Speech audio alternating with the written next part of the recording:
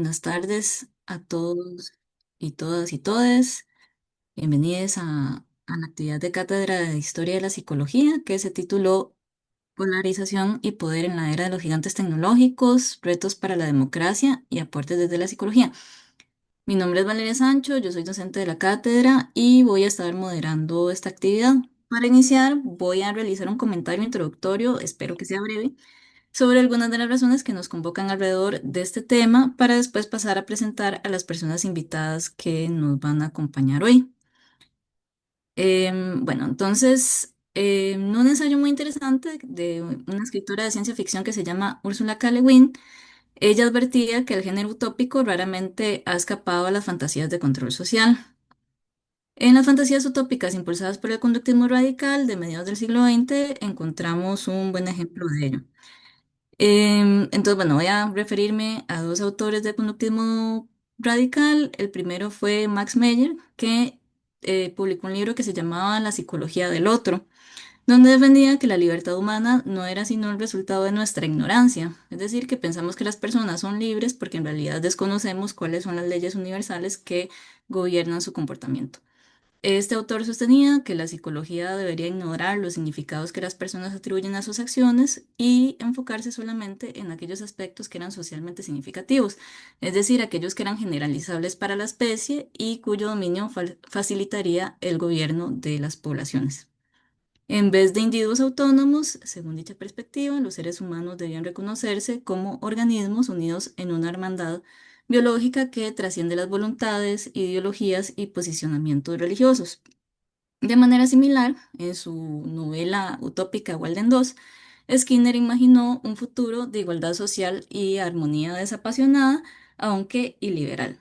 Este debía alcanzarse no mediante la democracia participativa, sino por la técnica conductista de ingeniería comportamental. Meyer y Skinner imaginaron sus propuestas como alternativas al totalitarismo, colocando su esperanza en la técnica y el conocimiento científico en vez de las prácticas democráticas o los movimientos sociales. Ahora, en un contexto global de pérdida de confianza en las autoridades oficiales y en la democracia misma, observamos una tendencia similar a apostar por la certeza que ofrecen los procesos maquínicos por encima de las relaciones humanas. En ese sentido, hay una autora que se llama, apellido Zuboff, que habla del surgimiento de una nueva forma de poder que ella llama instrumentario, que surge de una articulación entre las fantasías utópicas del conductismo radical y la indiferencia formal del neoliberalismo, perdón. El poder instrumentario reduce la experiencia humana a conductas observables y medibles y comercializables, mientras se mantiene firmemente indiferente al significado que tienen esas experiencias para las personas. Funciona pues como una especie de observación sin testigo o un sistema de algoritmos impenetrables que sirven para la predicción y modificación masiva de la conducta. Dichos algoritmos funcionan como cajas negras, es decir, son sistemas cuyas operaciones son invisibles para la mayoría de las personas que nos vemos afectadas por sus decisiones y que responden a intereses privados que asimismo desconocemos en su mayor parte. Los gigantes tecnológicos han sido grandes socios de distintos gobiernos, pero lo son de manera especialmente notable respecto a la administración de Donald Trump y sus aliados en la región. Las ventajas de esta alianza son claras. Por ejemplo, los dueños de tecnologías, apps y redes sociales pueden establecer términos y condiciones de servicio que permiten la remoción de ciertos contenidos, ¿verdad? Que contienen cierta información, cierto carácter político o ideológico, a la vez que eluden los procedimientos formales y el papeleo que implicaría seguir, por ejemplo, una denuncia judicial por emitir discursos de odio. También observamos en el presente un proceso de privatización de la inteligencia y toma de decisiones estatales a través de múltiples jurisdicciones que socava el rendimiento de cuentas democrático y favorece la impunidad cuando hay violaciones de derechos humanos. ¿Verdad? El grado en el que interviene la decisión humana directa queda un poco confuso. La desconfianza en las autoridades tradicionales y en los procesos democráticos, así como los contextos de emergencias, como lo son las guerras, han creado un terreno favorable para que la vigilancia privatizada, concentrada en grandes compañías, se justifique y naturalice. A esto se suma que muchas veces, simple y sencillamente, es muy conveniente emplear las apps que minan nuestros datos y los comercializan. Situándonos en el contexto costarricense, nos interesa señalar que en los últimos años se han sonado alarmas sobre un patrón de creciente polarización social en la sociedad costarricense, vinculado a una disminución en la confianza pública en el gobierno, en las élites y en los medios de comunicación tradicionales. En 2024, por ejemplo, el Instituto Internacional para la Democracia y la Asistencia Electoral relacionaba estas tendencias con un sentimiento generalizado, perdón, de insatisfacción y hasta apatía con respecto a la democracia, que viene siendo alimentado por la desigualdad socioeconómica, la fatiga que generan los múltiples casos de corrupción, la falta de respuesta institucional a las necesidades acuciantes de diversos grupos poblacionales, y que se refleja mucho en desigualdades entre las personas que habitan las costas y las personas que habitamos, por ejemplo, el Valle Central. En un artículo para el medio Surcos, el analista Mauricio Ramírez advertía que la polarización social también se expresa en un enfrentamiento entre las élites tradicionales vinculadas al sector productivo y las nuevas que están asociadas al capital tecnológico global y financiero. Las redes sociales han sido una pieza clave en esta disputa, transformando la forma en que se moviliza el descontento social y se construyen narrativas sobre el poder. A lo anterior se suma que el poder instrumentario también crea incentivos para que cierto tipo de político sea el que adquiere popularidad y gane las elecciones.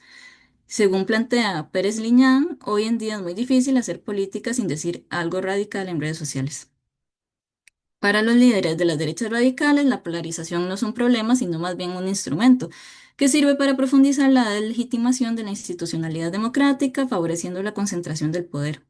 En Costa Rica y en otros países de la región latinoamericana, estos liderazgos han conseguido inculcar un sentido común donde la crítica a ciertas figuras se visualiza como un ataque directo al pueblo.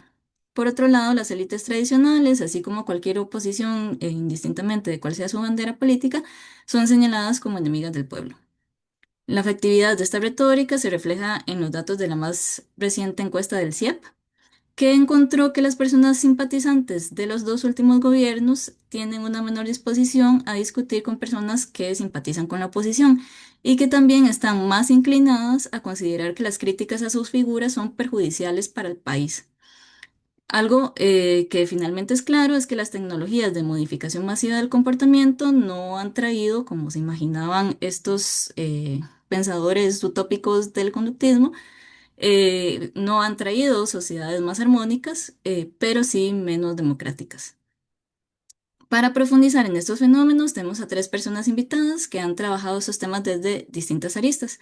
Larisa Tristán Jiménez, Gustavo Román Jacobo y Paolo Nigro Herrero, a quienes voy a ir presentando con mayor detalle antes de cada intervención. Cada persona participante va a tener 15 minutos para su intervención y posteriormente, al final de las intervenciones, vamos a abrir un espacio para preguntas y comentarios del público. Entonces, bueno, vamos a empezar con Larisa Tristán Jiménez, quien es profesora asociada a la Escuela de Ciencias de la Comunicación Colectiva de la Universidad de Costa Rica, investigadora del Centro de Investigación en Comunicación en la UCR, máster en Comunicación Social y doctora por el Programa de Estudios Avanzados en Comunicación Social de la UPF en Barcelona y licenciada en Psicología por la Universidad de Costa Rica. Ella desarrolla proyectos de investigación sobre inteligencia artificial, la gentrificación en zonas costeras, las redes sociales y su impacto en la salud mental y en el ejercicio profesional de la psicología en Costa Rica.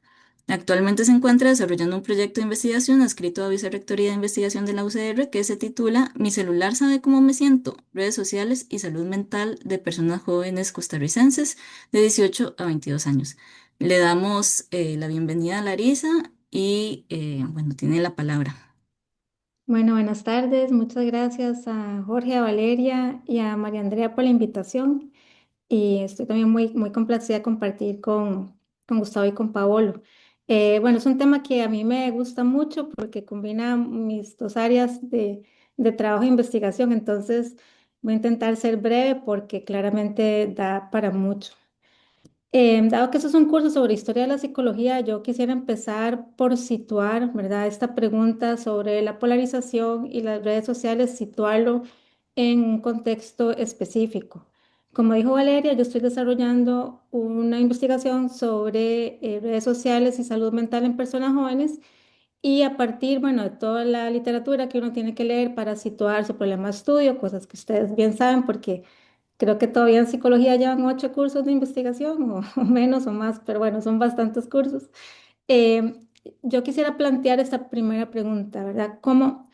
Que nos preguntáramos qué pasaría si la materia prima del capitalismo ya no fueran solo los recursos naturales ni nuestros datos, sino también nuestras emociones, creencias y formas de pensar, ¿verdad? El capitalismo como sistema económico, pero también como un sistema cultural tiene muchos apellidos y muchos adjetivos, ¿verdad? Pero a mí me parece que esta pregunta sobre la polarización y la psicología y cuál es la materia prima del capitalismo actual se podría responder a partir del llamado capitalismo espiritual, que es un poco con lo cual yo quisiera como enmarcar mi exposición. Entonces, a partir de aquí, de esta idea de capitalismo espiritual, entenderíamos que la democracia hoy enfrenta un desafío distinto, ¿verdad?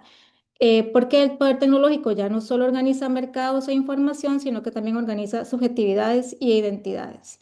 Es cierto que tenemos agencia, ¿verdad? A partir de la llamada domesticación, que es un concepto que ha trabajado mucho Ignacio Siles en un libro que se llama Vivir con algoritmos en Costa Rica, pero también y la agencia, pero también es importante saber hasta dónde podemos negociar.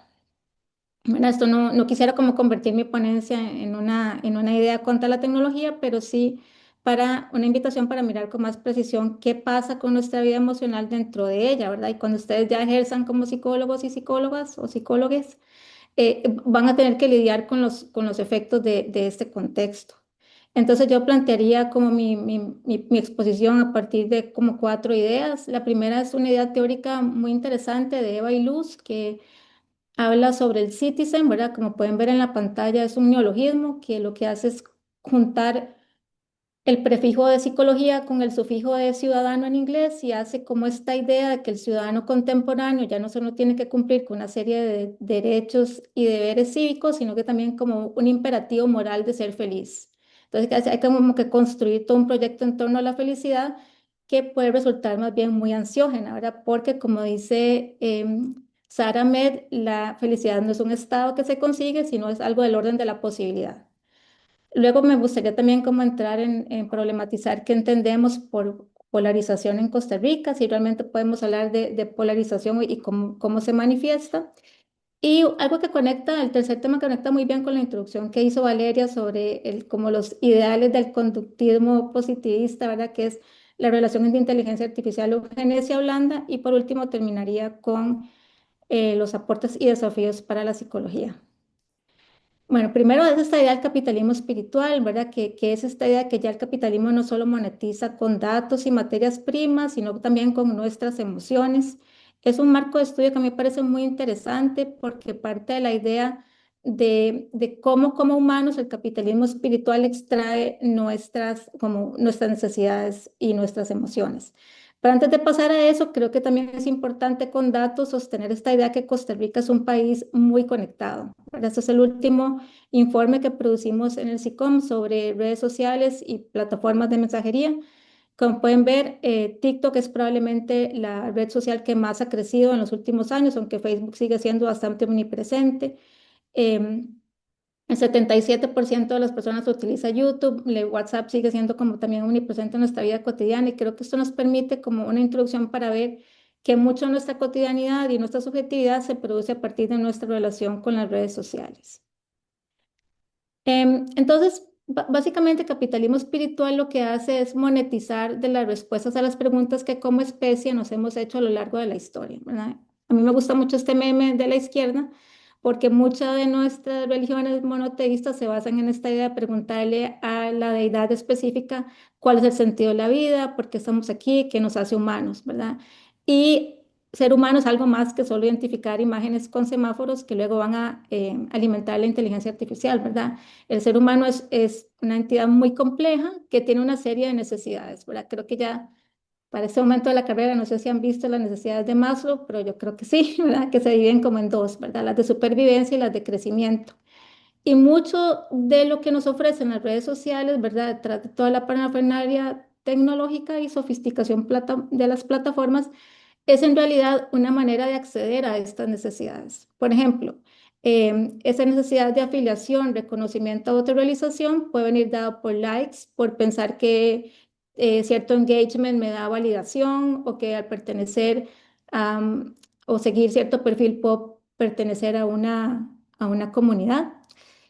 Y entonces, precisamente, lo que hace el capitalismo espiritual es que toma estas preguntas existenciales de la especie humana y las convierte en mercancías.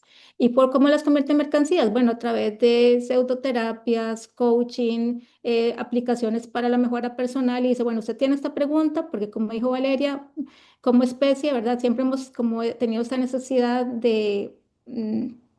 también de tener respuestas, como que no logramos lidiar muy bien con la incertidumbre, ¿verdad? Con nuestra propia precariedad como sujetos, y entonces el capitalismo espiritual se aprovecha de esto y a mí me parece que sería como el marco cultural en el cual tendríamos que ubicar esta pregunta por polarización y redes sociales y psicología. El segundo tema es el del ciudadano al citizen. A mí me parece también una categoría que nos permite entender cómo nos movemos por este contexto, ¿verdad? Es un sujeto cuya atención, emociones y bienestar están continuamente capturados, mediados y monetizados por las plataformas o por los gigantes tecnológicos, como ustedes quisieron llamar a la charla. Hay un imperativo por ser feliz, ¿verdad? Entonces es muy común que ese imperativo por la felicidad termine siendo más bien desgastante. Y esa promesa del individual, de la felicidad es sobre todo articulada a partir de un individualismo. Y creo que más adelante, tanto Paolo como Gustavo nos van a presentar esta idea, ¿verdad?, de cómo precisamente las plataformas necesitan esa fragmentación y ese individualismo, ¿verdad? Dejando de lado el bienestar, ¿verdad?, y la felicidad dependen mucho del contexto y una sanación que es más bien colectiva, ¿verdad? Mientras haya desigualdad y precarización, es difícil que llegamos a alcanzar una felicidad colectiva y eso más bien suele salir de la ecuación. Siempre es una responsabilidad individual, la de este ciudadano citizen que tiene que buscar su propio bienestar y su propia felicidad de una manera aislada. En ese sentido, ¿verdad? Desde el contexto del capitalismo espiritual, los problemas estructurales se reinterpretan más como fallas en la gestión emocional y no tanto como problemas de un sistema que suele ser más bien deshumanizante. Perdón, una alarma que suena en mi edificio. El tercer tema que a mí me gustaría explorar es precisamente el de la polarización como una economía emocional, ¿verdad? Porque la polarización puede entenderse también como una división ideológica, ¿verdad?, entre centro e izquierda, pensando en los términos más abstractos, pero también en el sentido de que las plataformas premian la indignación, el miedo y el resentimiento, ¿verdad? Porque son las emociones que mejor sostienen la atención. Entonces, si las plataformas no monetizan del acuerdo, o sea, no les interesa el acuerdo ni el consenso, aquí hay una polarización que ya no solo es ideológica, sino también es emocional, precisamente porque explota esas emociones. Entonces, en Costa Rica la pregunta es si qué tipo de polarización tenemos, ¿verdad? Si podemos hablar de una polarización ideológica, ¿verdad? Cuando las personas se ubican en posiciones cada vez más extremas sobre temas políticos y visiones del mundo, o es más bien una polarización afectiva que va muy en la línea de lo que Valeria decía en la introducción a partir de los datos del CIEP, ¿verdad? Es no tanto que la gente pensamos diferente, sino cómo percibimos a aquellos que piensan distinto, ¿verdad? De una manera en que no queremos ni siquiera dialogar con quien piense distinto y a partir de aquí esto genera descalificación del otro y una imposibilidad de dialogar. Entonces creo que también sería interesante distinguir entre polarización ideológica y polarización afectiva, que claramente es de gran interés para la psicología. Por ejemplo, la polarización afectiva se puede manifestar en términos que tienen que ver con derechos postmateriales, por ejemplo, el matrimonio igualitario, los derechos sexuales y reproductivos, las identidades sexuales, la diversidad sexual, pero también en temas más concretos y materiales como qué hacemos con el ICE, qué pasa con las jornadas de 12 horas. O sea, tiene que ver mucho con la desconfianza y la imposibilidad de llegar a un consenso y se manifiesta por una desconfianza hacia ciertos grupos políticos, una descalificación moral de los adversarios y un tipo de diálogo o un tipo de debate público, mejor dicho, que sustituye el diálogo por el insulto y que se construye a partir de una constante polarización entre un ellos y un nosotros. Y que eso claramente se ve como una fuerte hostilidad en redes y precisamente el algoritmo monetiza de esto, porque como ya dijimos, ¿verdad? Al algoritmo lo que le interesa, porque capta más atención, ¿verdad? Eso también nos refleja a nosotros, ¿verdad? Como sujetos, es precisamente el conflicto, el odio y, este tipo, y la indignación. Perdón, Por eso, Larisa, ajá, me quedan quedan. 5 minutos por aquello. Ok, entonces me voy a saltar el cuarto tema que yo creo que también conecta un poco, es esta idea de eugenesia blanda, ¿verdad? Cómo, y aquí la psicología también tiene una responsabilidad porque puede participar, ¿verdad? Es como el algoritmo también establece sistemas que clasifican, puntúan y optimizan cuerpos que se ven más válidos que otros, ¿verdad? Creo que todos vimos esta campaña de Sydney Sweeney en cual se establecía como un juego de palabras entre tener buenos genes y el tener una prenda de vestir. Pero eso también es algo que las grandes plataformas tecnológicas monetizan y viralizan en sus contenidos. Y por último, bueno, es también un ejemplo de cómo opera la eugenesia blanda. Si quieren, al final podemos entrar más en esto, pero tal vez quisiera terminar con los retos para la psicología, ¿verdad? En cómo necesitamos una reflexión crítica no solo sobre alfabetización mediática, sino también alfabetización emocional digital, ¿verdad? Cómo podemos tomar distancia de los contenidos que vemos y plantearía estas preguntas, ¿verdad? ¿Cuál es la polarización, ¿verdad? Como cerraría con esta idea que la polarización es más afectiva que ideológica, que en las plataformas no necesariamente radicalizan posiciones ideológicas, pero sí favorecen contenidos que movilizan emociones intensas y en el llamado capitalismo espiritual y economía de la atención, las grandes plataformas monetizan precisamente de la producción y gestión de una subjetividad que está constantemente en conflicto y sobre la cual recae esta responsabilidad de optimización constante. Y a partir de ahí también hay una monetización por parte de las plataformas. Entonces, no sé si me sobró tiempo, pero creo que dejaría aquí para el espacio de preguntas. Sí, les sobro. Bueno, muchas gracias, Larisa. Vamos a pasar entonces con don Gustavo Román. Él es director general de Estrategia y Gestión Política del Tribunal Supremo de Elecciones de Costa Rica, donde también fue letrado. Es licenciado en Derecho por la Universidad de Costa Rica, diplomado en Estudios Europeos Avanzados en Comunicación Política e Institucional por el Instituto Universitario de Investigación Ortega y Gasset, máster en Marketing, Consultoría y Comunicación Política por la Universidad de Santiago de Compostela y doctor en Sociedad de la Información por la Universidad Complutense de Madrid. Ha sido docente de grado en la Facultad de Derecho y de posgrado en la Escuela de Ciencias de Comunicación de la UCR y en Flaxo.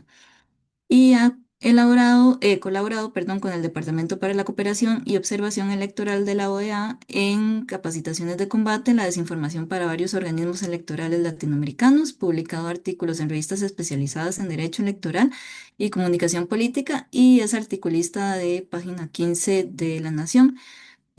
Adelante, don Gustavo.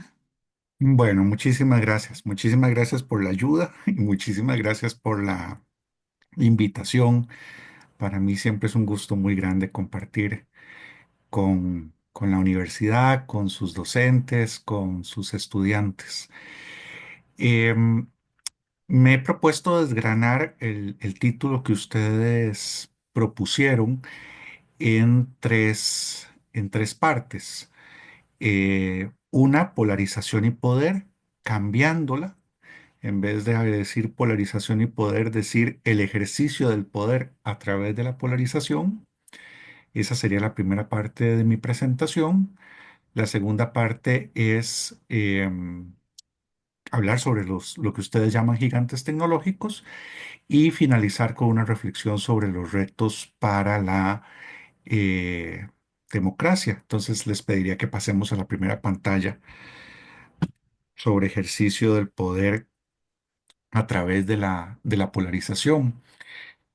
Eh, yo diría que aparte de la distinción que hacía Larisa entre polarización ideológica y polarización afectiva, también puede hacerse y conviene hacer una distinción entre polarización como fenómeno social emergente, resultado de cambios económicos, culturales, identitarios, institucionales, y la polarización como una tecnología política, es decir, como algo deliberadamente producido y amplificado o gestionado para obtener determinados efectos de poder.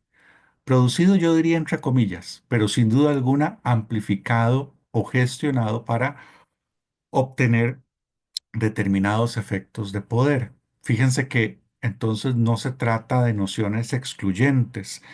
La segunda, la de la polarización como una tecnología política, opera sobre condiciones sociales preexistentes, sobre la polarización como fenómeno social. Obviamente aquí estoy utilizando tecnología en un sentido amplio, Foucaultiano, no simplemente como una herramienta técnica, sino como un conjunto de saberes, prácticas, discursos y mecanismos orientados a producir determinados comportamientos colectivos. Eh, Basta participar en un congreso o en una cumbre de comunicación política, que es una cosa que está muy de moda ahora, donde normalmente quienes se juntan no son académicos o académicas que investigan la comunicación política, sino consultores y consultoras que hacen campañas electorales para apreciar cuál es ese conjunto de técnicas, de saberes, de destrezas, de discursos desarrollados para generar ese tipo de efectos. Entonces, desde esa perspectiva, la polarización no sería únicamente una descripción de la realidad política, sino una forma de organizarla. Entonces hay personas investigadoras de la llamada polarización afectiva o también divulgadores como el autor del libro que coloco ahí, Giuliano da Empoli, que han mostrado que muchos actores obtienen beneficios electorales cuando logran que las y los ciudadanos no solo discrepen ideológicamente, sino que desarrollen rechazo emocional hacia el otro bando. No tiene que ver, como decía Larisa, tanto con distancia entre posiciones ideológicas o posiciones respecto de políticas públicas, sino con la densidad emocional de ese rechazo. Y eso se fabrica, ¿verdad? Se construyen campos antagónicos, se refuerzan identidades grupales, se reducen los espacios intermedios, se transforman las diferencias políticas en conflictos existenciales o morales, se incrementa la lealtad interna, se moviliza emocionalmente a los propios, se deslegitima a los adversarios y todo esto, insisto, es un trabajo que se ha ido perfilando cada vez más, con poca reflexión teórica y con todavía menos responsabilidad cívica en el mundo de la consultoría política. Se sabe eh, que el miedo moviliza más que la esperanza, que la indignación genera más atención que la deliberación, que los mensajes identitarios producen más fidelidad que los programáticos y que el conflicto aumenta la visibilidad mediática. Y esto lo saben también en las salas de redacción, esto se traduce también en la forma de presentación de las noticias y de producción de la noticia, pero ya ese es otro tema. Entonces, no es raro que estén estos esfuerzos deliberados, repito, esto es, como se dice ahora, por diseño, no son efectos indeseados de las campañas electorales, sino que es por diseño la búsqueda de radicalizar las identidades y de convertir, en suma, cada controversia en una prueba de pertenencia al grupo. Ahora me impresionó, no sé si lo vieron, las últimas declaraciones de Donald Trump, porque hubo un aumento de la inflación, creo que de un 4%, y entonces dice que le encanta la inflación.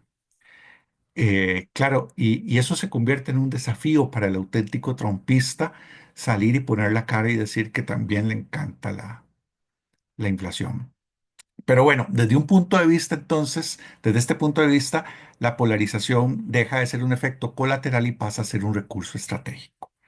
No es únicamente un estado de división social, uy, qué polarizados que estamos, ni un resultado espontáneo de diferencias ideológicas. Puede entenderse también como una tecnología de poder consistente en la producción estratégica de identidades antagónicas, mediante prácticas comunicativas que están orientadas a maximizar la movilización política, la cohesión interna de los grupos y la capacidad de control sobre las agendas públicas. No quiero dar la impresión de que estoy diciendo que todos los conflictos son artificiales o fabricados y que toda polarización, sí, existen grietas reales, pero determinados actores pueden convertirlas en un recurso estratégico. Si pasamos, porfa, a la siguiente pantalla, me refiero a los gigantes tecnológicos. Los estudios en concentración de propiedad de los medios de comunicación, aquellos de Mastrinis y Becerra, yo creo que han quedado superados. Y más que de concentración de la propiedad, hoy frente a estos nuevos gigantes, Yanis Varoufakis plantea la categoría de tecnofeudalismo, un orden económico en el que los dueños de las grandes plataformas digitales gobiernan espacios privados de interacción económica y extraen rentas de quienes dependen de ellos, de forma más parecida a un señor feudal que a un empresario que compite en un mercado. Lo que dice Varoufakis es que no estamos ante una nueva fase del capitalismo, sino ante algo cualitativamente distinto. En el capitalismo clásico, el poder económico se articula principalmente a través de mercados. En esto que él llama tecnofeudalismo, el poder se concentra en grandes plataformas digitales que funcionan como feudos digitales. Empresas como Amazon, Google, Meta, Apple controlan espacios privados donde fijan las reglas, las condiciones de acceso y los mecanismos de extracción de valor. Y la riqueza no proviene principalmente de la competencia en mercados abiertos, sino del modo eh, de una suerte de cobro de renta de acceso en ese ecosistema digital controlado por la plataforma. El modelo de negocio es un modelo tóxico, esto también lo comentaba ya Larisa, de captura de la atención, en esto que mencionaba ella como capitalismo espiritual, emociones negativas para capturar esa atención, son esas emociones negativas las que generan interacción y entonces las que generan datos y esos datos se convierten en ingresos por publicidad. Entonces, es la, es ese modelo de negocio el que favorece de rebote, al menos, por lo menos de rebote, la creación de comunidades afectivamente polarizadas y por ende la fragmentación de la esfera pública. A propósito de la reciente muerte de Jürgen Habermas. No puede pensarse en una democracia liberal sin esfera pública y de alguna manera este, este modelo de negocio eh, destroza, atomiza esa esfera pública. Y el tercer elemento a considerar respecto de estos gigantes tecnológicos es la desregulación total, ¿verdad? Que no es azarosa, también tiene su pecado original en la famosa sección 230 de la Ley de Decencia en las Comunicaciones de 1996, lo que se conoce como la Constitución de Internet, la Constitución Política de Internet. Yo siempre digo que le dio a las plataformas una venda para los ojos y una espada para las manos. Una venda para los ojos porque no son responsables de los contenidos que terceros suban en sus plataformas, a diferencia de los editores tradicionales. Y una espada porque además pueden ejercer el poder de censura o de moderación sin responsabilidad. Todo el poder sin ninguna responsabilidad. Maravilloso. En esas condiciones maravilloso. El efecto de eso a 30 años vista es desinformación, discursos de odio, acoso e intimidación a través de las plataformas digitales. Siempre menciono el caso de María Reza, de Rappler en Filipinas, y opacidad financiera. Hoy, por ejemplo, tenemos serias limitaciones los organismos electorales de todo el mundo para poder controlar la inversión publicitaria, no en televisión, no en radio, ni en prensa escrita, sino en Internet, porque la cubren esa inversión publicitaria con un velo de opacidad que impide al Estado ejercer un control sobre la proveniencia de esos recursos. Si pasamos, porfa, a la siguiente. Bueno, esos son dos libros que les recomiendo mucho, de Anu Bradford, una profesora de la Universidad de Columbia, y de Gary Marcus, Frenar a Silicon Valley, los dos por una editorial española, Shackleton, están muy bien. Ahora sí, porfa, si podemos pasar a la siguiente. Don Gustavo, nada más quedan 3 minutos por aquello. Pues Uf, mi alma, corre estoy entonces. tratando, estoy tratando de cambiarla, pero no. Ah, bueno, ya. Bueno, los retos para la democracia son, yo creo que bastante obvios, conocidos, remanidos, se ha dicho mucho, pero yo creo que es importante seguirlo diciendo. Proteger la conversación pública. Las plataformas no favorecen la conversación pública eh, y creo que ese es su efecto más insidioso y más negativo. Odiar el ágora, esta es una frase, esta que voy a leer es una frase de este libro, no sé si se logra ver en pantalla. Nosotros contra ellos. Creo que es el último libro de Natalia Aruguete y Ernesto Calvo, dos profesores argentinos. Dicen, odiar el ágora, el espacio en el que debatimos públicamente, es una de las principales formas de debilitamiento de las instituciones democráticas. La proliferación de noticias falsas y la desconfianza en la intención comunicativa de nuestros semejantes tienen consecuencias inmediatas y negativas en los niveles de intolerancia e incivilidad política. La democracia liberal es pluralidad, debate y acuerdos. Y eso es imposible si no hay conversación pública. Y estas herramientas no facilitan la conversación pública. Insisto, yo creo que más bien la intoxican. Y si podemos en estos últimos segundos pasar a la última, porfa, eh, diapositiva, pues el elemento que me toca más de cerca es el elemento que tiene que ver con la confiabilidad de los procesos electorales. Eh, Es imposible, por más que transparentemos el proceso electoral, por más que pongamos cámaras en todas partes, fiscales, observadores y todo lo que ustedes quieran, por más que hagamos esfuerzos por transparentar el proceso electoral, siempre va a haber un grado de opacidad en el proceso electoral. Siempre va a funcionar una parte como caja negra. Incluso una persona que está en una mesa de votación viendo que todo funcione correctamente y que todo se hizo de acuerdo a las normas y que lo vea con sus propios ojos, puede saber por sus propios ojos que todo se hizo correctamente en esa mesa, pero no puede saberlo respecto de las otras 7.000 mesas. Entonces, es imprescindible eh, para la aceptación, digamos, del resultado electoral, de un proceso electoral como un resultado legítimo, que haya un mínimo de credibilidad o de confiabilidad en el proceso y por ende en en el órgano árbitro de ese proceso. Y hemos visto cómo se utiliza la comunicación digital también para erosionar esa credibilidad en las autoridades electorales con consecuencias que suelen derivar en violencia política. Pasó en Brasil, pasó en los Estados Unidos y en Costa Rica pues pudo haber pasado.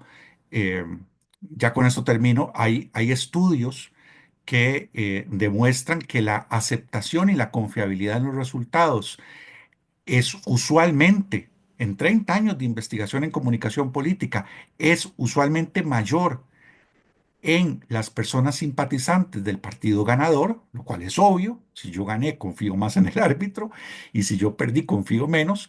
Pero en esta elección tenemos un caso absolutamente desviado, un caso de investigación. Ahí se lo sugiero a Larisa, o no sé, a quien tenga interés, porque en realidad El cuestionamiento y el ataque postelectoral en esta elección del 2026 vino de la fuerza política ganadora y ganadora por goleada, pero que insiste, y esto lo dice el informe de la Misión de Observación Electoral de la Unión Europea, insisten a través de vocerías como la de Pilar Cisneros y la de José Miguel Villalobos en que se les robaron 7 diputaciones, o que debieron haber obtenido más diputaciones de las que obtuvieron. Con lo cual ni siquiera, repito, frente a un resultado favorable, hay una validación del árbitro de la contienda. Muchas gracias. Muchas gracias. Y pasamos por último a escuchar a Paolo Nigro Herrero. Él trabaja en el campo de la tecnología desde el año 2012. Desde 2021 se dedica al campo de los derechos digitales y la seguridad digital desde la óptica de la protección de actores de la sociedad civil. Trabaja en una línea de ayuda que brinda atención directa a periodistas, activistas, personas en procesos migratorios y comunidades que han sido marginalizadas. Y desde su campo trabaja temas de vigilancia y construcción de medidas de protección para personas defensoras de los derechos humanos. Él es bachiller de psicología de la Universidad de Costa Rica y desde el activismo se ha dedicado principalmente a la defensa de derechos laborales y sindicales en el sector privado desde el Partido de la Clase Trabajadora, apoyando procesos de organización y reconocimiento de derechos en sectores migrantes en Costa Rica y al trabajo de solidaridad con el pueblo palestino. Entonces, le concedemos la palabra a Paolo. Muchísimas gracias por la invitación. No me toca parar por el tiempo. Bueno, no es secreto para nadie que en los últimos años hemos visto una intrusión de las tecnologías de la información y de la comunicación en prácticamente todos los ámbitos de nuestras vidas y en dimensiones de alguna forma nunca antes vistas, ¿verdad? Es decir, el teléfono móvil que andamos en los bolsillos o en las manos en este momento, prácticamente en todo momento, se ha convertido de alguna forma como en un segundo cerebro, pero además se ha convertido en un mediador de prácticamente toda nuestra comunicación, de nuestra vida afectiva, del mundo de las citas, de los vínculos sociales, de nuestra vida laboral. Y en general se ha generado una dependencia que difícilmente se podría describir como saludable. Sumado a esto, hay una intrusión de los dispositivos inteligentes o dispositivos que tienen IA, que han inundado nuestros hogares de forma descontrolada y, si me preguntan a mí, de forma indeseable. Es decir, es difícil conseguir hoy una freidora de aire que no quiera conectarse a internet o una lavadora que no requiera crear una cuenta o instalar una aplicación para su uso. Tenemos inodoros inteligentes, juguetes con IA, refrigeradores que se conectan con Amazon. Esta imagen que les voy a enseñar es un poco absurda, pero esto es una búsqueda frecuente en Google hoy, que tiene que ver con un inodoro inteligente que está bloqueado porque una persona no puede acceder a su cuenta. Entonces, hemos llegado al absurdo de que nuestra casa está invadida de cámaras, nuestra casa, prácticamente todos los electrodomésticos tienen membresías que hay que pagar, etc. Y bueno, los ejemplos sobran. Eso es como aquella novela de Philip K. Dick que se llama Week, donde se tenía que pagar por abrir las ventanas. Hace unos años parecía absurdo, pero hoy lo vemos prácticamente en todo el mundo de los smart devices de las casas. Y bueno, y aparte de eso, tenemos la proliferación de los chatbots en absolutamente todo, inclusive en el ámbito estatal. Las sugerencias de IA para inclusive escribir nuestros mensajes más íntimos. En general tenemos una invasión que tiene pocos precedentes. Ahora, así como esto no es secreto para nadie, lo que sí, de alguna forma, no nos tomamos el tiempo a veces para reflexionar, es hasta qué punto esta intrusión de la tecnología viene mediado por estos gigantes tecnológicos. Es decir, de alguna forma se nos plantea que esta intrusión de la tecnología de alguna forma es un avance, y es un avance que es unívoco, que solo tiene una forma de realizarse, que no hay una alternativa para hacerlo. Y que si queremos la ventaja de poder tener conectividad con nuestros, no sé, allegados, también tenemos que aceptar la vigilancia. Tenemos que aceptar que si queremos tener un teléfono, el costo es naturalmente no solo lo financiero, sino la extracción de nuestros datos. Y en general se ha naturalizado la idea de que no hay alternativa a esta forma específica de implementar la tecnología que hoy se ha generalizado. Esta imagen que les estoy enseñando es una imagen de la inauguración de Trump. Aquí está Elon Musk de X, Sundar Pichai de Google, Jeff Bezos de Amazon y el ya conocido Mark Zuckerberg de Meta, con sus respectivas riquezas, asistiendo a la inauguración oficial de un partido del presidente de Estados Unidos, pero una inauguración altamente partidizada. Ahora, ¿qué son esos tech giants? Un poco para complementar la definición que Gustavo nos planteaba. Bueno, lo primero es que efectivamente, si bien los tech giants tienen una gran discusión sobre si efectivamente existe hoy tecnofeudalismo, mi posición es que precisamente lo contrario, es decir, es la exacerbación de la lógica del monopolio y de los oligopolios. Es decir, hoy difícilmente podemos distinguir las formas extractivas, por más que haya esto que se llama, que Larissa mencionó, del capitalismo de vigilancia, por más que los datos nuestros hayan sido mercantilizados, en los hechos estos son monopolios o oligopolios que tienen tamaños que difícilmente tienen precedentes. Es decir, muchos de estos tienen más personal que estados enteros.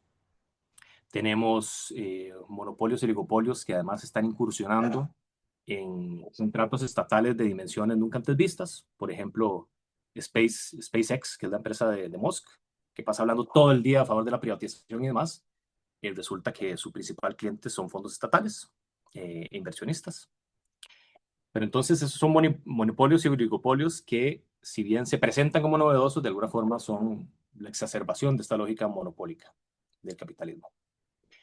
Hay que decir que además son oligopolios que funcionan bajo una lógica completamente privada, tienen como objetivos el lucro, tienen como objetivos el mantenimiento de su estatus monopólico, eso es muy importante. Es decir, hay una especie de carrera armamentística por ver quién mantiene esos lugares. Por ejemplo, Google le paga $20,000 millones a Apple todos los años solamente para que el motor de búsqueda por definición de sus dispositivos, de los iPhones, etcétera, sea Google. Entonces hay una inversión enorme en mantener los monopolios y finalmente hay una inversión enorme por aseguramiento de recursos. Es decir, por ejemplo, X ante o Tesla, digamos, ante la necesidad de tierras raras, etcétera, hoy están incursionando en producir sus propios data centers, pero además en la propia minería directamente. Y aquí hay algo que también es fundamental, que ya lo mencionaba Gustavo, que es el tema de lo público. Es decir, en los hechos, estas son empresas que ocupan lugares que antes lo ocupaban espacios públicos, la prensa, el ágora que mencionaba, y que hoy funcionan bajo una lógica completamente privada, moldeada bajo esta lógica de lucro de estos gigantes tecnológicos. Y finalmente aquí hay una cosa que es importante, es, bueno, aparte de que están empujando estos límites de la monetización y mercantilización hacia aspectos no antes vistos de nuestras vidas, es decir, hoy hay que pagar por una verificación de una cuenta en X, cosa que hace unos años no, pero además se monetizan nuestros datos vendiéndolos a data brokers, se monetizan nuestras emociones, nuestras necesidades, como una forma de este modelo perverso de lucro que mencionaba Gustavo.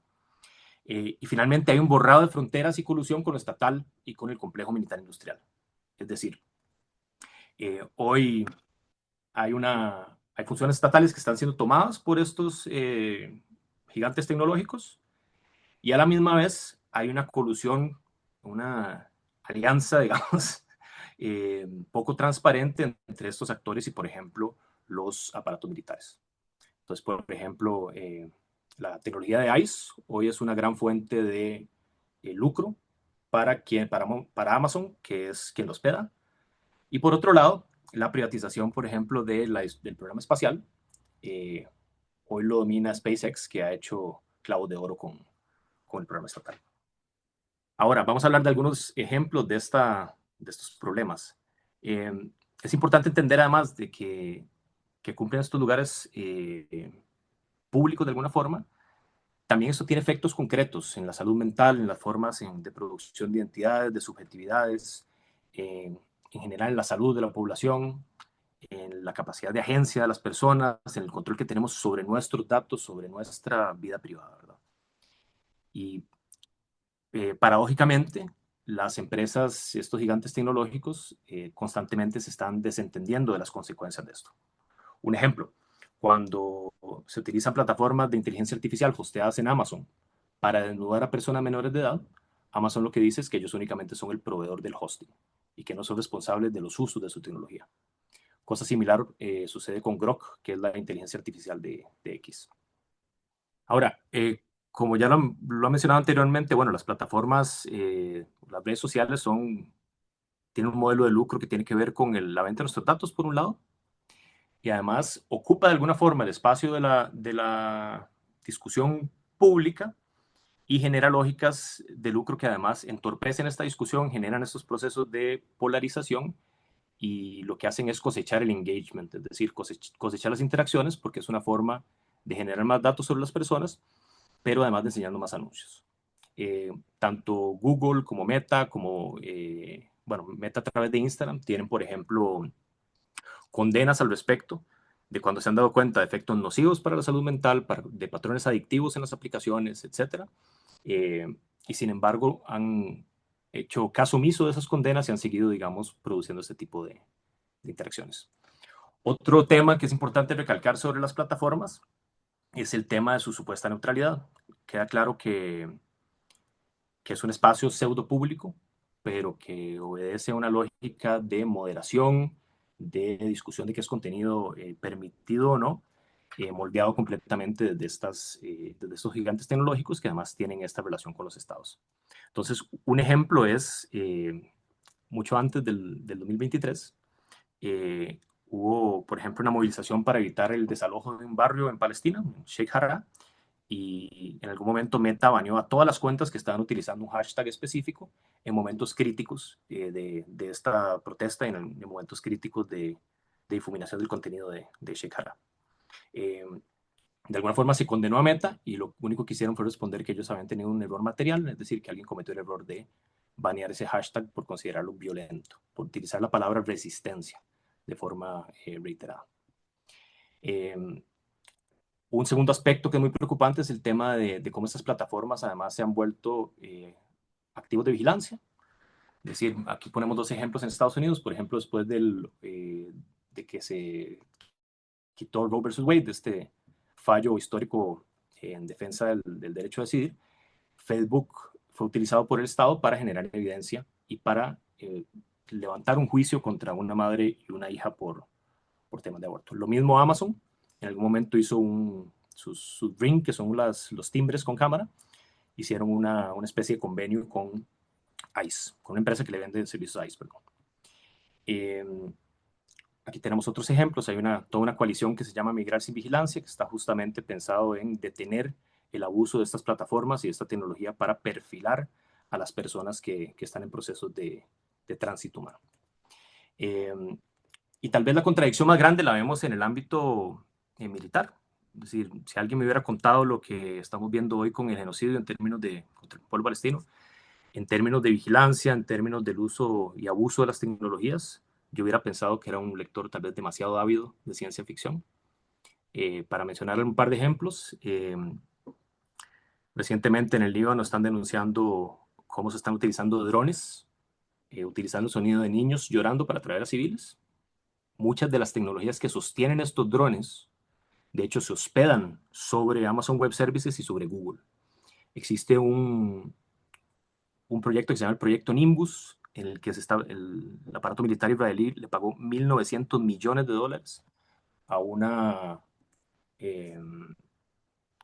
conglomerado empresarial dentro de los que está Amazon y Google para hostear esa plataforma.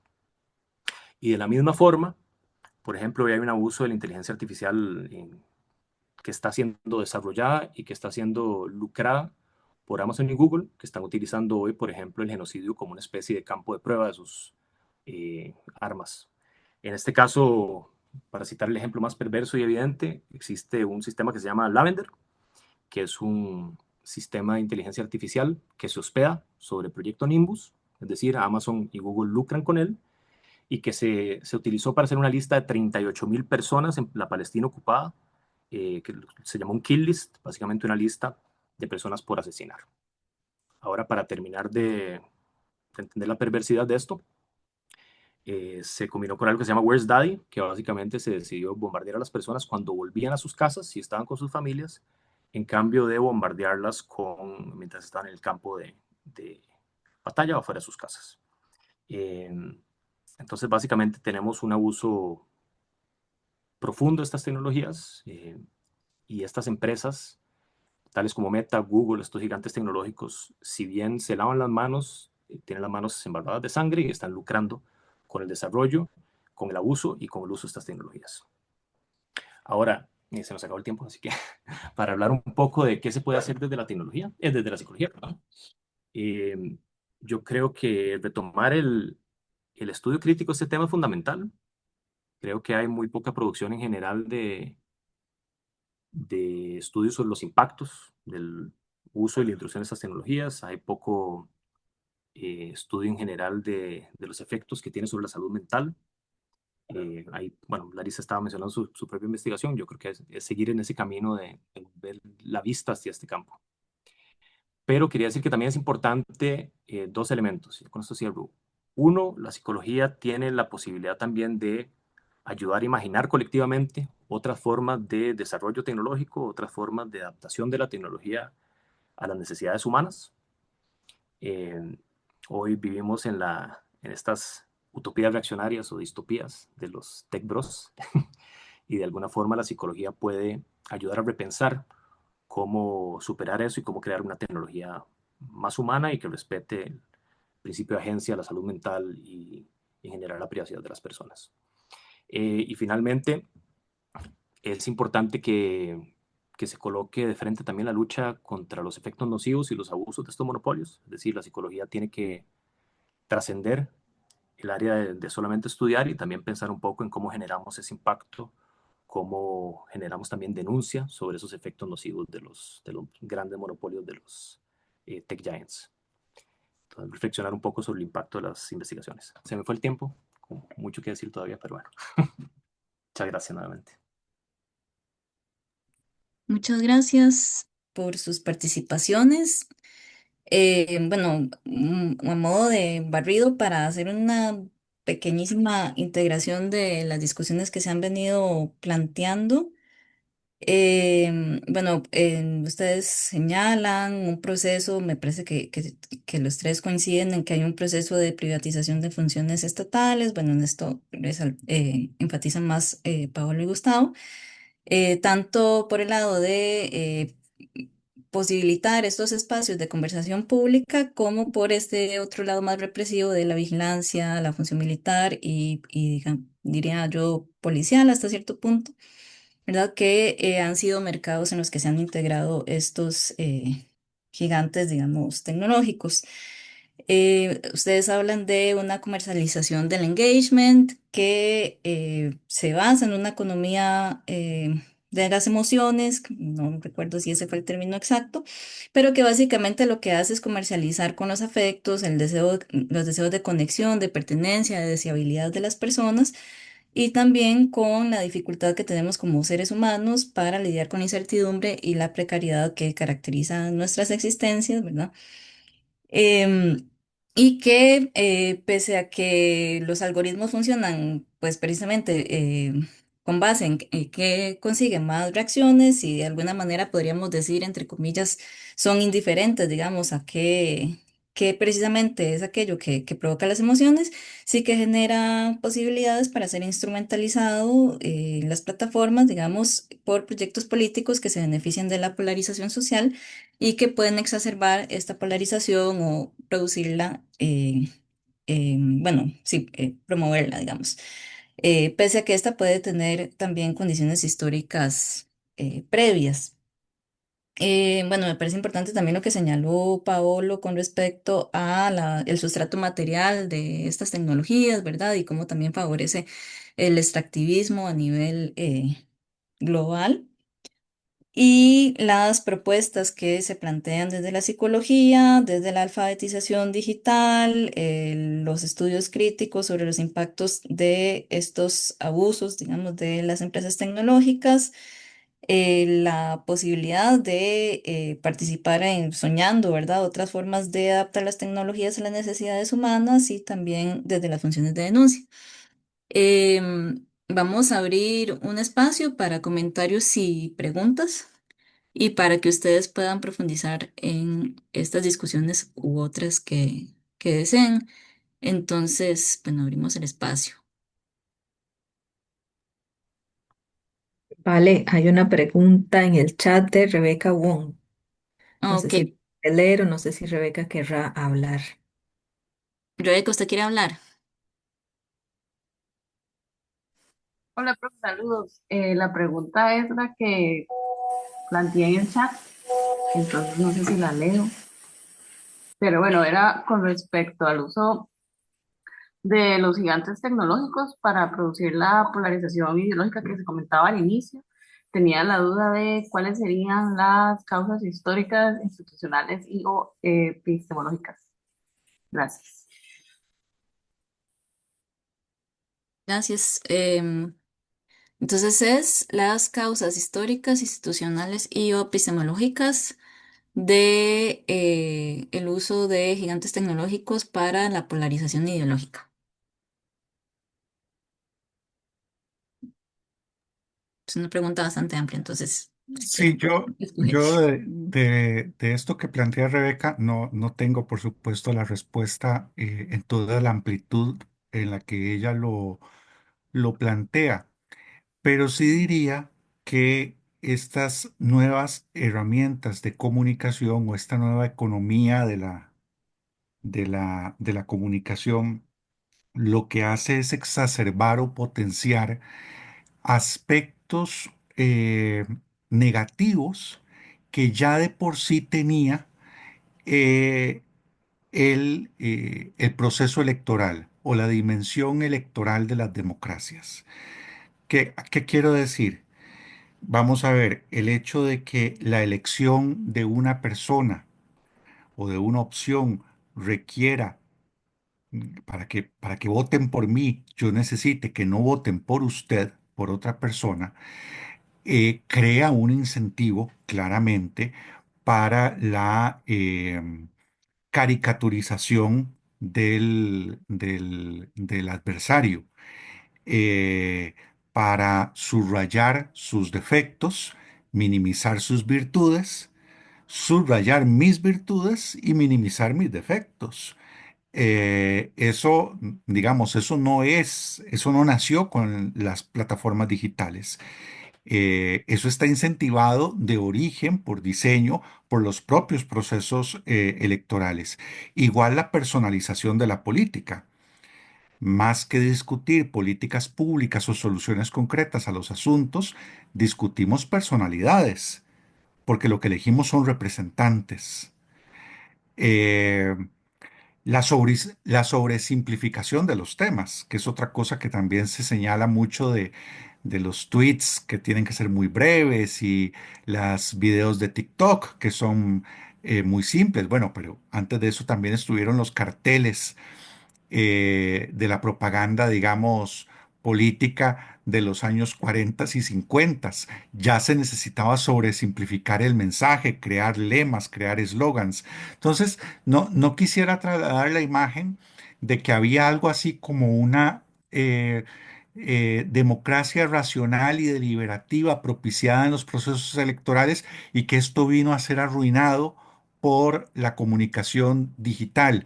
Creo que más bien la comunicación digital, las formas específicas en las que se operacionaliza, exacerban, radicalizan, profundizan esos aspectos, digamos, negativos que ya tenía el debate político electoral.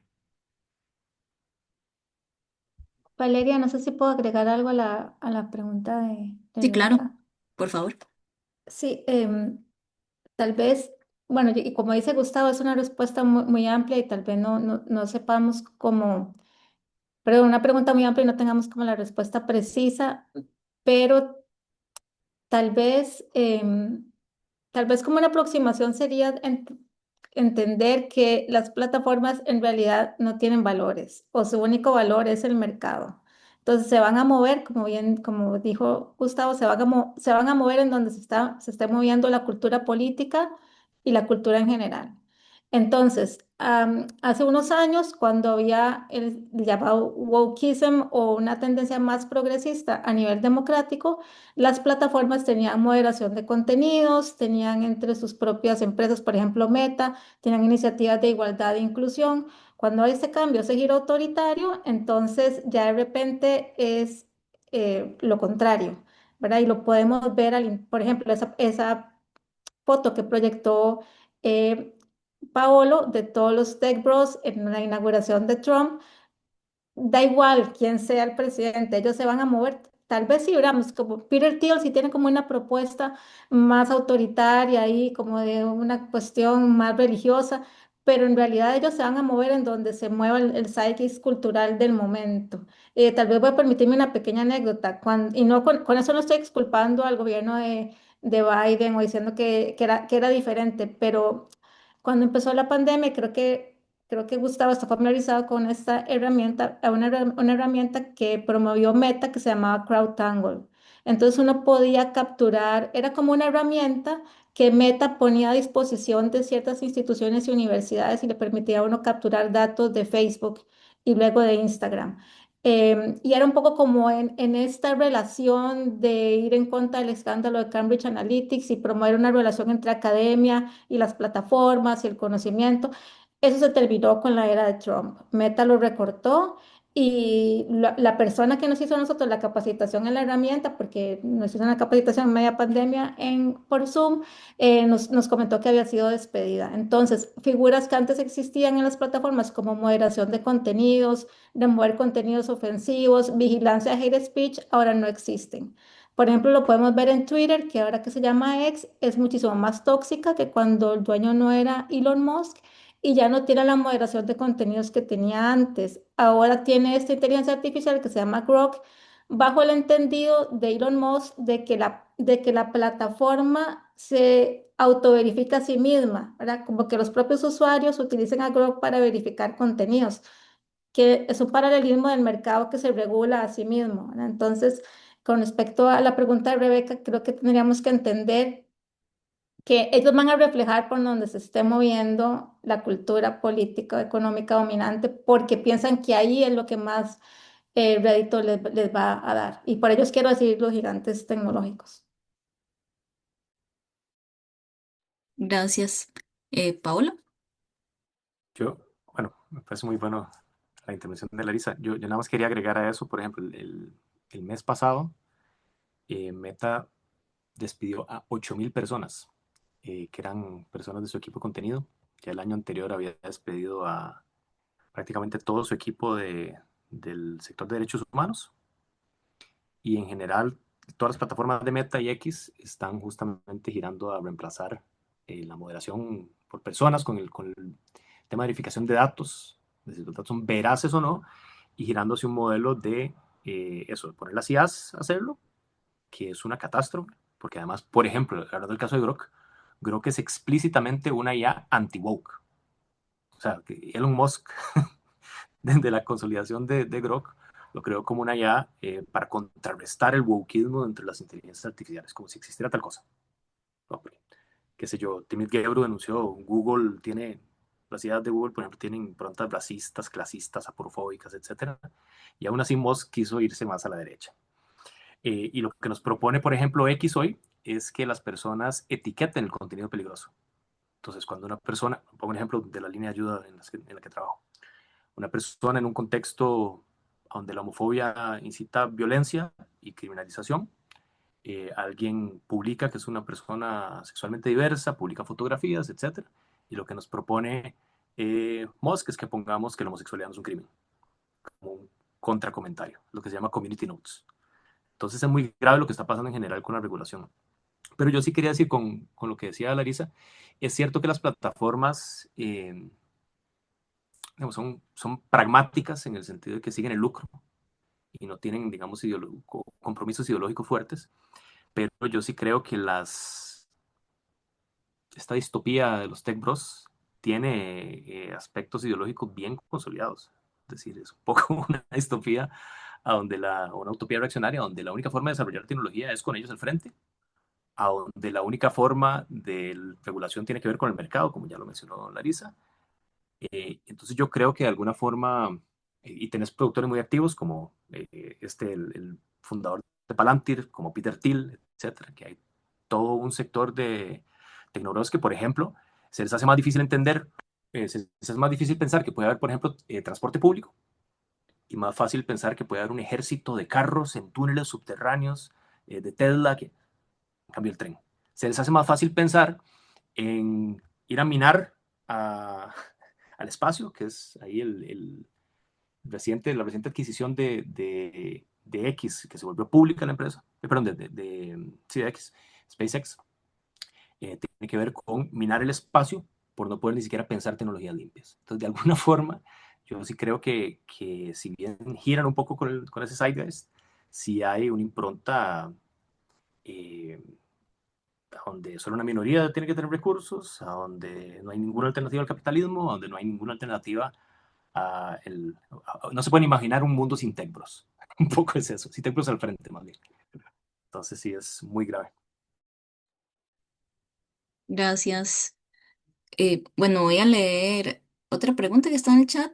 Dice, una pregunta que tal vez amarre las tres presentaciones es, ¿cómo personas psicólogas en formación o incluso como personas que activamente interactúan en redes sociales pueden dialogar con personas que reproducen discursos de odio o expresan su apoyo, por ejemplo, a la ocupación ilegal en Palestina, ya sean comentarios, tweets, etcétera, y que atacan directamente la identidad propia y o de seres queridos, incluso cuando estas mismas personas suelen estar cero abiertas a dialogar? No sé si alguna quiere comentar sobre esta pregunta.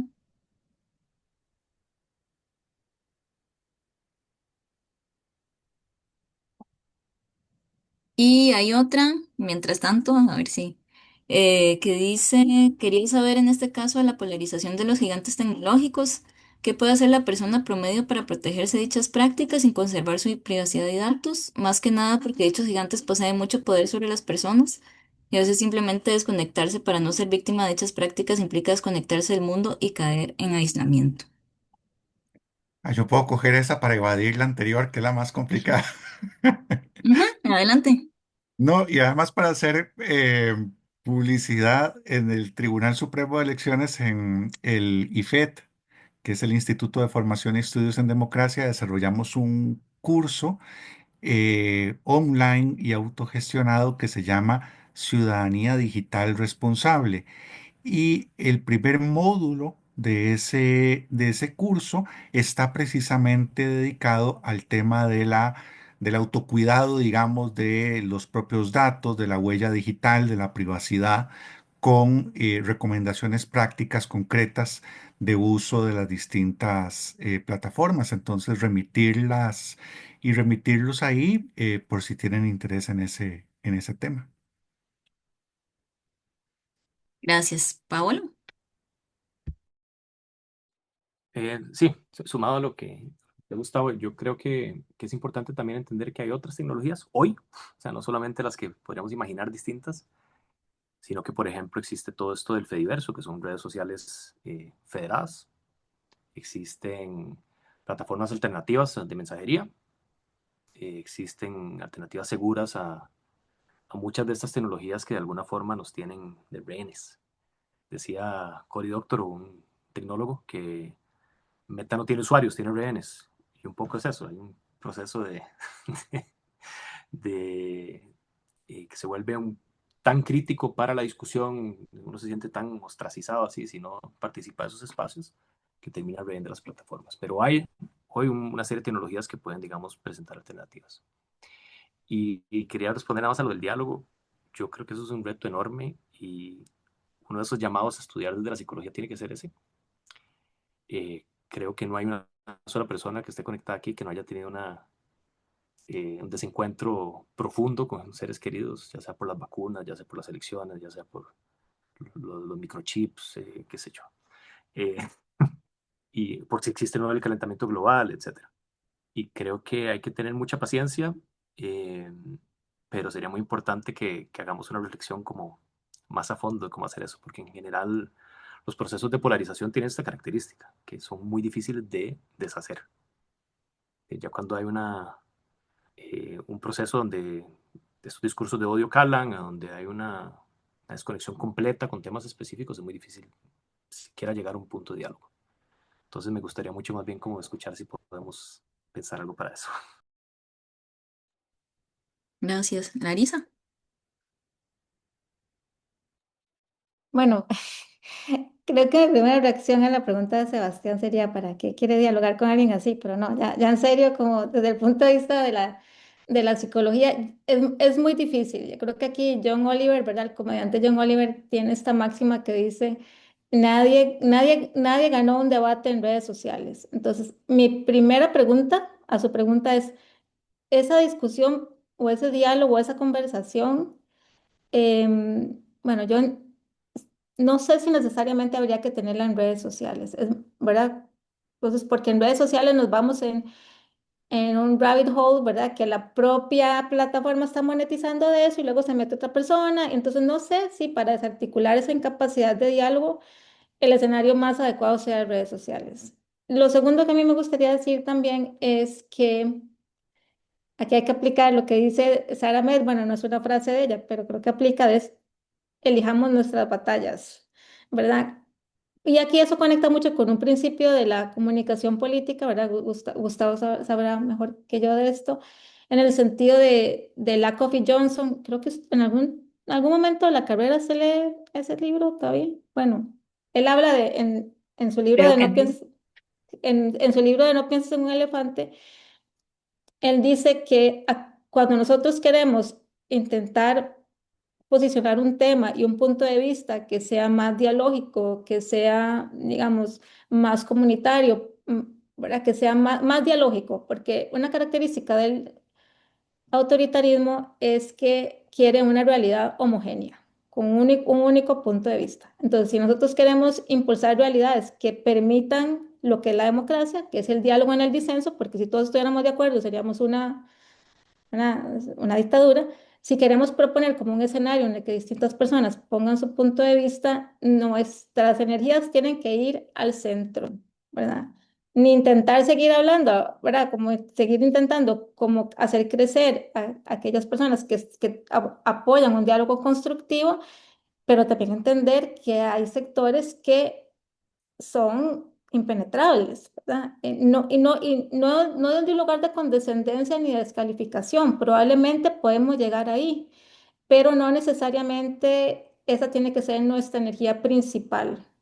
Usted mismo utiliza, Sebastián, el concepto de discurso de odio y para mí es un concepto que me parece interesante como porque se puede volver un significante vacío, ¿verdad? Es como algo que se utiliza tantas veces que de repente todo es discurso de odio y la gente que más bien perpetúa el discurso de odio, de repente se autovictimiza como objeto de discurso de odio. El discurso de odio en su sentido más, digamos, en su esencia, como concepto, ¿verdad?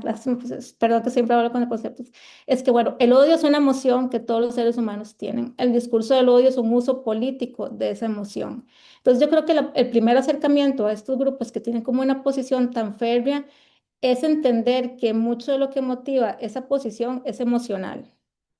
¿Verdad? No, entonces podríamos entrar como psicólogos y psicólogas a intentar como desarticular cuál es la emoción que está ahí, ¿verdad? Es una reafirmación identitaria, es una cuestión de revanchismo, es una cuestión de pertenencia, ¿verdad? Si, de repente, bueno, como dijo Gustavo, si yo asumo esta creencia, aunque no la desarticule, ni la pongo a prueba, ni intento debatirla, de repente pertenezco a un grupo aunque la creencia no necesariamente la entienda muy bien o la desarticule.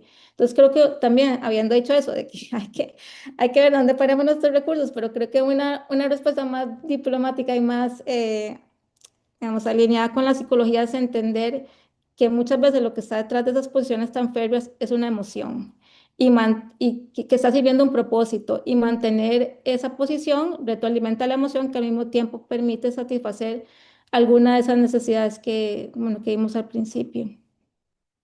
Es decir, si intentamos verlo como algo racional, nos vamos a desgastar demasiado. Puede que tenga un componente racional, pero sobre todo tiene un componente emotivo. Muchas gracias. ¿Alguien, no sé si hay alguna pregunta que se me está escapando, si alguien quiere participar, digamos, por medio del micrófono? Ay, mira. Bueno, Sebastián dice muchísimas gracias. María André. Gracias. Yo querría, bueno, estuvo muy interesante agradecerles a las tres personas que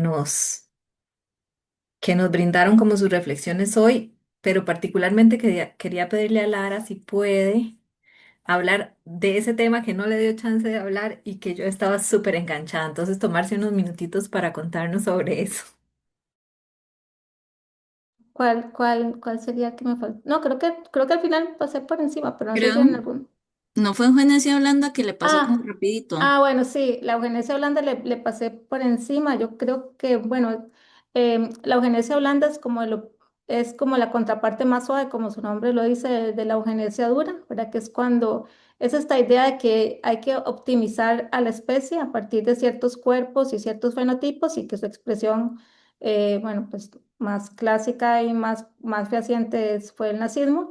Pero la eugenesia holanda es como a partir de cierto cambio cultural y es empezar a ver como ciertos cuerpos y ciertas identidades como más valiosas en función de su apariencia física. Y el algoritmo tiende a premiar esto, ¿verdad? Y también un poco como esa discusión que teníamos como con la postura ideológica de las plataformas. Eh, creo que sí, yo coincido con lo que dice Paolo. Ese anuncio de Sydney Sweeney sobre Great Jeans, tal vez hace 10 años no, la cultura no lo hubiera aceptado, pero hay un cambio cultural que ahora dice, bueno, sí, hay polémica, pero la polémica puede que más bien dé réditos, ¿verdad? Entonces, como parte, una vertiente de este capitalismo espiritual es esta idea de homogenizar y ciertos cuerpos como valiosos, ¿verdad? Como reacción también al llamado body positive que teníamos hace algunos años y de buscar ciertos cuerpos como valiosos y cierta manera de verse en la que belleza se analoga con virtud. Y a partir de los grupos de discusión que yo he hecho en mi proyecto, creo que esto es algo que genera, a propósito también de la pregunta de Paolo, de cómo podía generar estos efectos a nivel de salud mental, si es algo que genera angustia, aún en personas que pueden tomar distancia al contenido y racionalizarlo. Esa primera reacción de compararse es ansiógena y sobre todo lo que yo he notado es que hay una preocupación, bueno, por las personas más jóvenes. O sea, personas de 18 y 22 años se preocupan mucho por personas menores, sienten que son más vulnerables todavía que ellos y ellas. Bueno, por ahí iba más o menos. Más bien, gracias por permitirme cerrar el tema. No, muchas gracias a vos, Lara.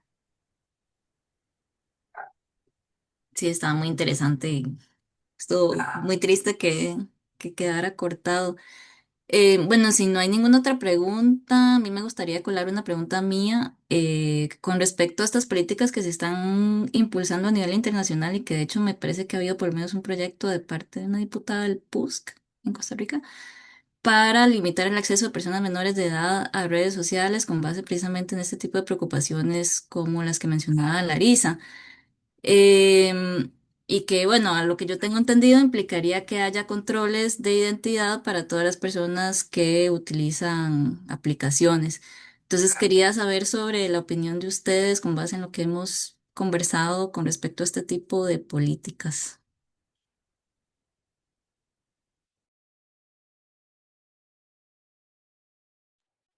Bueno, yo sobre eso, primero que es importante reconocer que es polémico en general, eh, pero les quiero contar un poco cuál es la perspectiva de las organizaciones de derechos digitales con las que trabajo. En general, hay muy pocas organizaciones que estén a favor de esos controles, porque si bien se subraya el hecho de que el uso desde la niñez en redes sociales puede generar comportamientos adictivos, etcétera, etcétera, etcétera, eh, la realidad es que primero esos controles también impiden que algunas personas que necesitan buscar comunidad, eh, pongo por ejemplo población sexualmente diversa, niñeces que tienen no sé, necesidad de acceder a información eh, de este tipo, impide que tengan acceso a esas comunidades. Eh, lo segundo es que hay un tema de control que es muy complicado. Por ejemplo, si se requieren eh, leyes de verificación de datos, normalmente vienen con aunadas a verificación de identidad. Es decir, se sabe quién está navegando y quién está accediendo a ciertos recursos.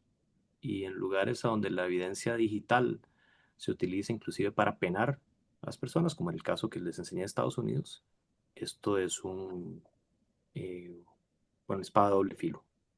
Entonces el problema ¿es deseable algún tipo de restricción de edad de acceso a redes sociales? Yo creo que sí, pero los modelos que están planteando y las formas en que están planteando regularlo tienen más perjuicio que realmente mecanismos de protección.